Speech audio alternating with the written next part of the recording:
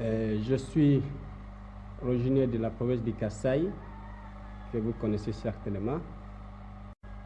Et je suis président d'un parti politique, le Mouvement national congolais, qui a rapporté la victoire aux dernières élections. Je suis Premier ministre de la République du Congo, comme vous le savez.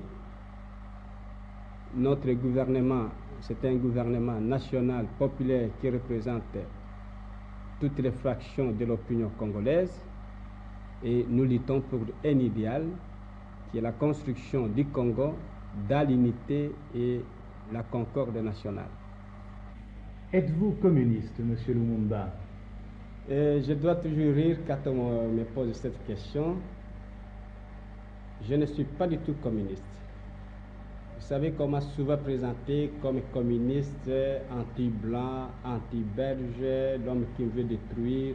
Absolument pas. Je suis simplement un nationaliste, un leader nationaliste qui lutte pour un idéal. Je pense qu'à travers l'histoire de l'humanité, vous avez connu en Europe occidentale, même lors de la Révolution française, des nationalistes qui se sont mis à la tête du mouvement de libération, simplement pour que le pays accède à la liberté et à l'indépendance. Je ne suis pas du tout communiste et je ne le deviendrai jamais. L'avenir du Congo, je l'envisage dans ce sens. C'est de maintenir l'unité politique et économique du pays qui seule fera la grandeur de notre pays. Nous voulons que le Congo occupe une place prépondérante dans le cadre des États libres d'Afrique, parce que si nous perdions l'unité du pays, c'est l'effondrement de la nation, c'est le retour en arrière.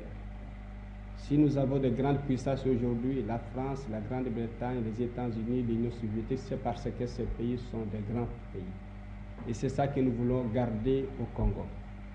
Et sur le plan politique, nous voulons avoir un gouvernement central unitaire. Et au sein de ce gouvernement central, vous avez des ministres qui viennent de différentes provinces du Congo.